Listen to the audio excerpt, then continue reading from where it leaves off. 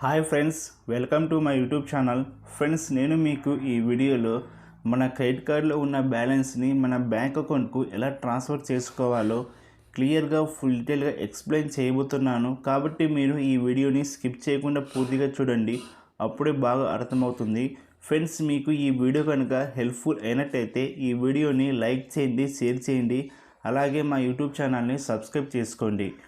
Okay friends, let's start the video. Friends, me credit card బ్యాలెన్స్ను మీ bank అకౌంట్కు transfer చేయడం కోసం యాప్ యొక్క లింక్ అయితే ఈ వీడియో కింద డిస్క్రిప్షన్లో ఇచ్చి ఉన్నాను. ఆ లింక్పై క్లిక్ ఇచ్చి యాప్ను మీ మొబైల్లో ఇన్స్టాల్ చేసుకోండి. ఫ్రెండ్స్, యాప్ని మీ మొబైల్లో ఇన్స్టాల్ చేసి ఓపెన్ చేసిన తర్వాత యాప్ యొక్క యూజర్ ఇంటర్ఫేస్ అయితే ఈ విధంగా కనిపిస్తుంది. ఫ్రెండ్స్, యాప్ ఓపెన్ చేసిన తర్వాత ఫస్ట్ మీరు మీ మొబైల్ నెంబర్ ఎంటర్ చేయాలి. మీ మొబైల్ను వెరిఫై చేసుకోవాలి. తర్వాత మీ ఫస్ట్ నేమ్, లాస్ట్ నేమ్, అలాగే మీ ఈమెయిల్ ఐడి ఎంటర్ చేయాలి. తర్వాత మీ క్రెడిట్ కార్డ్ డీటెయిల్స్ కూడా ఒక 6 డిజిట్ ఎంటర్ చేసి మీ క్రెడిట్ కార్డ్ను కూడా యాక్టివేట్ చేసుకోవాలి. తర్వాత మీకు మొత్తం ప్రాసెస్ కంప్లీట్ అయిన తర్వాత మీకు ఒక 250 రూపీస్ క్యాష్ బ్యాక్ అనేది వస్తుంది. ఓకేనా? ఆ 250 రూపీస్ క్యాష్ బ్యాక్ క్లెయిమ్ చేసుకోవడం కోసం మనం ఫస్ట్ బిల్ పే చేయాల్సి ఉంటుంది. ఓకేనా? మీరు మినిమం 110 రూపీస్ అయితే పే చేయండి. అది పే చేస్తే మీ క్రెడిట్ కార్డ్కి క్రెడిట్ అవుతుంది. ఓకేనా? అప్పుడు మనకు మన క్రెడిట్ కార్డు ఉన్న బ్యాలెన్స్ను మన బ్యాంక్ అకౌంట్కు ట్రాన్స్ఫర్ చేసుకోవడానికి అన్లాక్ అయితే అవుతుంది. ఓకేనా ఫ్రెండ్స్? తర్వాత మనం మొత్తం ప్రాసెస్ కంప్లీట్ అయిన తర్వాత ఇక్కడ హోమ్ బటన్పై క్లిక్ ఇస్తే మనకు ఈ విధంగా కనిపిస్తుంది. ఓకేనా? కార్డ్స్పై క్లిక్ ఇస్తే మనకు ఏ క్రెడిట్ కార్డ్స్ ఉన్నాయో ఆ క్రెడిట్ కార్డ్ డీటెయిల్స్ అన్నీ కనిపిస్తాయి. ఓకేనా? ఇప్పుడు మన క్రెడిట్ కార్డ్ బ్యాలెన్స్ను మన బ్యాంక్ అకౌంట్కు ట్రాన్స్ఫర్ చేసుకోవాలంటే ఇక్కడ పైన కంట్రోల్ ఉంది కదా, కంట్రోల్ పైన క్లిక్ ఇవ్వాలి. ఇందులో మనకు పేరెంట్ అనే ఆప్షన్ కనిపిస్తుంది. ఓకేనా? ఆఫర్స్ కూడా కనిపిస్తున్నాయి. ఈ పేరెంట్ అనే ఆప్షన్ మనకు కనిపించాలంటే మీరు క్రెడిట్ కార్డ్ మీ మొబైల్ నెంబర్ మరియు మీ క్రెడిట్ కార్డ్తో ఈ యాప్లో రిజిస్టర్ అయిన తర్వాత ఫస్ట్ పేమెంట్ అనేది మినిమం ఒకటి 110 రూపీస్ చేస్తేనే ఈ పేరెంట్ అనే ఆప్షన్ అయితే మనకు కనిపిస్తుంది. ఓకేనా? మీరు అలా చేయకపోతే ఈ ఆప్షన్ అయితే మీకు కనిపించదు.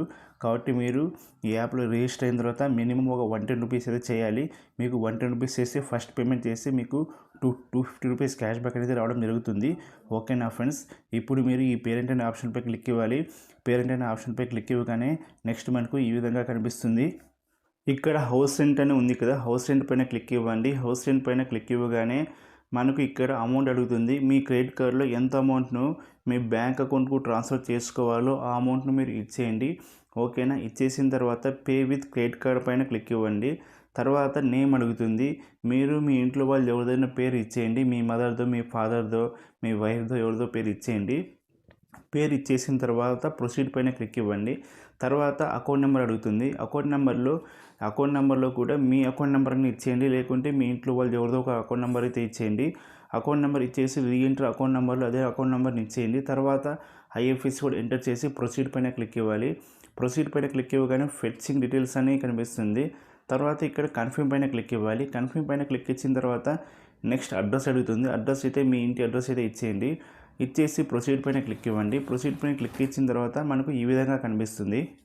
నేనైతే నా క్రెడిట్ కార్డులో ఉన్న 3000 రూపీస్ అమౌంట్ని అయితే నా బ్యాంక్ అకౌంట్కు ట్రాన్స్ఫర్ చేసుకుంటున్నా. కాబట్టి నేను 3000 రూపీస్ అయితే ఎంటర్ చేశాను. ఛార్జెస్ చూసుకుంటే మనకు 10,000 రూపాయలు ట్రాన్స్ఫర్ చేస్తే మన క్రెడిట్ కార్డ్ నుండి మన బ్యాంక్ అకౌంట్కి మనకు 150 రూపీస్ అయితే ఛార్జ్ పడుతుంది. ఓకేనా? 20,000 అయితే 300 ఛార్జ్ పడుతుంది. నేను 3000 ట్రాన్స్ఫర్ చేస్తున్నాను కాబట్టి నాకు 47 రూపీస్ అయితే ఛార్జ్ పడుతుంది. ఓకేనా ఫ్రెండ్స్? ఇక్కడ అప్లై ఆఫర్ అని ఉంది. ఇక్కడ అప్లై ఆఫర్ పైన క్లిక్ ఇస్తే మనకి ఇందులో చాలా ఆఫర్స్ అయితే కనిపిస్తాయి. ఒక 6-7 ఆఫర్స్ అయితే కనిపిస్తాయి. ఓకేనా? మీకు ఏ ఆఫర్ అప్లికబుల్ అవుతుందో ఆ ఆఫర్ని అయితే మీరు అప్లై చేసుకోవచ్చు. ఓకేనా? మనకు ఈ ఆఫర్ ద్వారా మనకు 100 నుండి 500 వరకు క్యాష్ బ్యాక్ అయితే వస్తుంది. ఓకేనా? మీకు నచ్చిన ఆఫర్ అయితే మీరు అప్లై చేసుకోండి. తర్వాత కింద మనకు క్రెడిట్ కార్డ్ అయితే సెట్ చేసుకోవాలి. మనకు ఒక 3-4 క్రెడిట్ కార్డ్స్ ఉంటే ఏ క్రెడిట్ కార్డ్ నుండి మీరు అమౌంట్ ట్రాన్స్ఫర్ చేసుకోవాలో ఆ క్రెడిట్ కార్డ్ని అయితే మీరు సెట్ చేసుకోవాలి. మీ దగ్గర ఒక క్రెడిట్ కార్డ్ ఉంటే మీరు ప్రొసీడ్ టు పే పైన క్లిక్ ఇవ్వండి. ఓకేనా ఫ్రెండ్స్? ప్రొసీడ్ టు పే పైన క్లిక్ ఇవ్వగానే నెక్స్ట్ మనకు ఇక్కడ ఈ విధంగా కనిపిస్తుంది. ఇక్కడ మన క్రెడిట్ కార్డ్ యొక్క సివివి నెంబర్ను ఎంటర్ చేయాలి. సివివి నెంబర్ ఎంటర్ చేసిన తర్వాత కింద ప్రొసీడ్ టు పే పైన క్లిక్ ఇవ్వాలి. ప్రొసీడ్ టు పే పైన క్లిక్ ఇవ్వగానే మనకు నెక్స్ట్ పేమెంట్ పేజీకి రీడైరెక్ట్ అవుతుంది. ఇక్కడ మన క్రెడిట్ కార్డుకు లింక్ అయిన మొబైల్కు ఒక ఓటీపీ అనేది రావడం జరుగుతుంది. ఆ ఓటీపీని ఇక్కడ ఎంటర్ చేయాలి. ఓటీపీ ఎంటర్ చేసి సబ్మిట్ పైన క్లిక్ ఇవ్వగానే సక్సెస్ఫుల్గా పేమెంట్ అయితే అయిపోతుంది. ఓకేనా ఫ్రెండ్స్? తర్వాత మనకు ఈ విధంగా కనిపిస్తుంది. ఇక్కడ మనకు payment of your rental amount was successful అని కనిపిస్తుంది. తర్వాత మనకు ఈ విధంగా వస్తుంది. ఇక్కడ కింద వైపు ట్రాన్సాక్షన్ హిస్టరీ పైన క్లిక్ ఇస్తే పేమెంట్ సక్సెస్ఫుల్ అని ఉంది 3000 రూపీస్. ఓకేనా, దానిపైన క్లిక్ ఇస్తే మనకు పేమెంట్ సక్సెస్ఫుల్ అని కనిపిస్తుంది. ఇక్కడ స్టార్టింగ్లో ఇనిషియేటెడ్ ఉంది, తర్వాత బ్యాంక్ కన్ఫర్మేషన్ ఉంది. బ్యాంక్ కన్ఫర్మేషన్ అంటే బ్యాంక్ అకౌంట్కు క్రెడిట్ అయిందని అర్థం. ఓకేనా, ఇప్పుడు నేను నా బ్యాంక్ అకౌంట్లోకి లాగిన్ అయ్యేసి అమౌంట్ క్రెడిట్ అయిందో లేదో చూపిస్తాను. ఓకేనా, నేను ఎస్బీఐ బ్యాంక్ అకౌంట్ అయితే వాడుతున్నాను. ఓకేనా, నా ఎస్బీఐ బ్యాంక్ అకౌంట్లో లాగిన్ అయ్యేసి చూపిస్తాను ట్రాన్సాక్షన్. చూడండి, ఇక్కడ 3000 రూపీస్ అయితే క్రెడిట్ అయింది. ఓకేనా, నా క్రెడిట్ కార్డులో ఉన్న 3000 రూపీస్ అయితే నా బ్యాంక్ అకౌంట్కు క్రెడిట్ అయింది. ఓన్లీ 47 రూపీస్ ఛార్జెస్ అయితే మాత్రమే కట్ చేసుకున్నారు. ఓకేనా, మనం 10,000కి ఒక 150 రూపీస్ ఛార్జ్ అయితే వారు ఛార్జ్ అయితే చేస్తారు. అంటే 1.5% అయితే 1.5% అయితే ఛార్జ్ అయితే చేస్తారు. ఓకేనా, ఈ విధంగా మన క్రెడిట్ కార్డులో ఉన్న బ్యాలెన్స్ను మన బ్యాంక్ అకౌంట్కు ట్రాన్స్ఫర్ చేసుకోవచ్చు. నాకైతే అవసరం లేదు, నేను 3,000 చేసుకున్నా. మీరు ఒక 30,000 చేసుకోవచ్చు, 40,000 చేసుకోవచ్చు. ఓకేనా, అది మీ ఇష్టం friends. Okay friends, thank you for watching this video. Friends, మీకు ఈ వీడియో కనుక హెల్ప్ఫుల్ అయినట్లయితే ఈ వీడియోని లైక్ చేయండి, షేర్ చేయండి, అలాగే మా యూట్యూబ్ ఛానల్ని సబ్స్క్రైబ్ చేసుకోండి. Thank you.